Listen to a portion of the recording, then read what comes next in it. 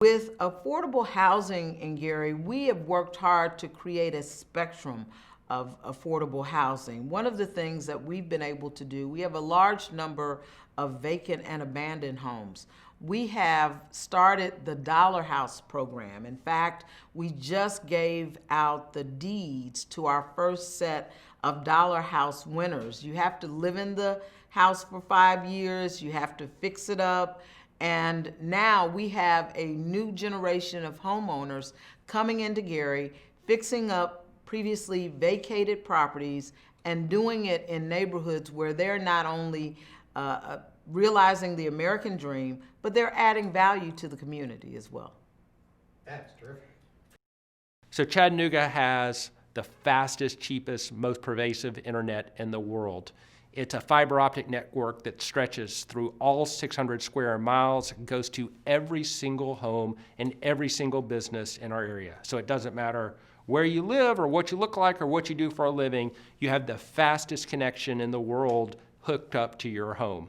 This really has allowed us to do amazing things in our city. We have an innovation district, the first of its kind for a mid-sized city. We see growing tech companies. We see lots of burgeoning businesses. That's why we have one of the fastest wage growths in the country.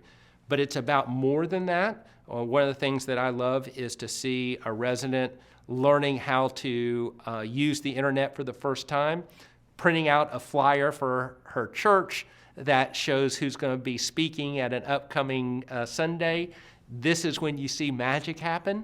And so for me, the digital equity piece about making sure that all of our residents feel a part of the new economy, a part of the new world, that is a huge motivator.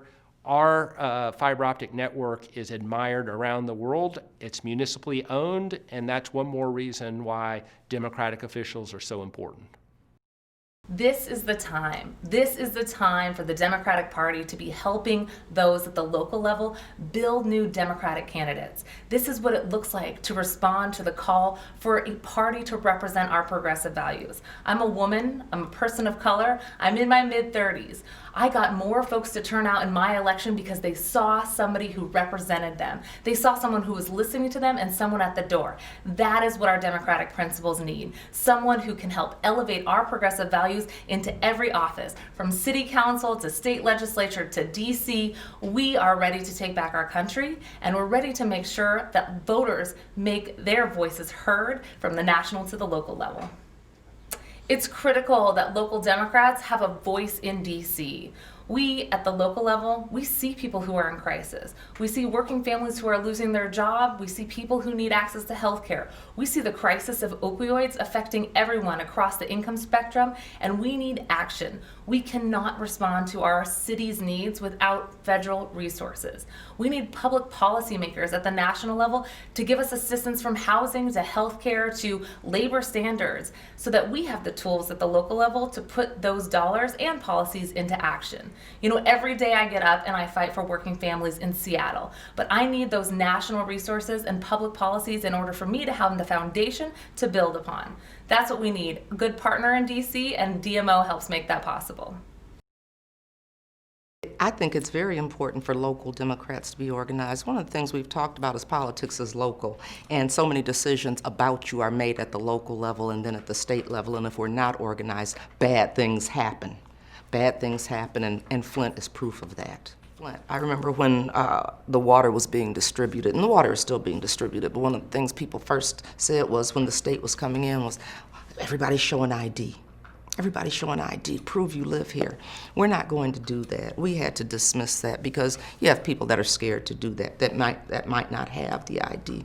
And when you look at what's happened across this nation with immigration and how the current administration is handling things. It was smaller what was going on in Flint, but it was just as important because one of the things we knew is everybody deserved access to clean water. It's a basic human right. And so we said we're not going to put that in place. If other people that don't live in the city come and get this water, which we knew was happening, it was worth it to us to not do IDs because we wanted everybody that was in our community to feel safe coming to get a basic human right such as water.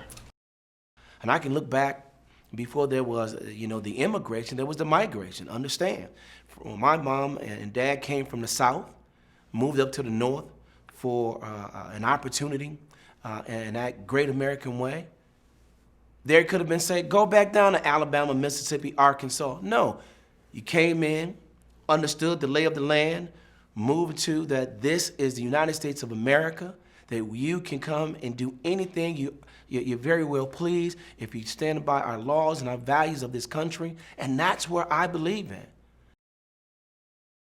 I was born and raised in Hawaii, but from afar I watched the civil rights movement, and I think that's what got me to become a Democrat. In Hawaii, where no one race is in the majority, we're all minorities, and we really try to work together. And when I saw what was happening through Walter Cronkite's stories, I felt great sense of sorrow and injustice, and I think I stepped up. When I got to college in Boston, I became a member of the Democratic Party and got involved with all kinds of things regarding the Vietnam War and other issues, and felt I was making a difference in terms of policy by fighting for democratic principles.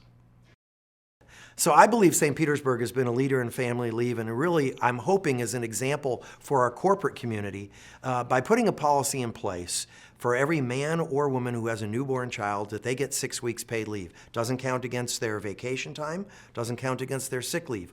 What I want is, I want my employees, and hopefully all the employees within the city, to know that they don't have to make that difficult choice between those important first few weeks and months of being with their newborn or paying rent or their mortgage payment. And so for us, it was really important that we let our employees know we value them enough that we want them to have that time so they can bond with their child. And then when they come back, they're ready to come back and give me 110% again. That's terrific. Gun control. I mean, for me, Savannah, for a city its size, has had an unacceptable amount of gun violence. And right now, state law is very, very, very, very liberal when it comes to guns. For example, we have, it's essentially called Guns Everywhere, where guns can be carried on churches, on campuses, and to me, that's unacceptable. I'm a firm believer, as most Democrats are, of the Second Amendment. Many of us bear arms, but we want to make sure that those arms are in responsible hands, and it should not be easy to get one. Driving, it's harder to get a driver's license than it is to get a gun in many areas in our country, and certainly in Savannah. I just want people to be responsible. I think people have the right to bear arms. I think I have the right not to get shot.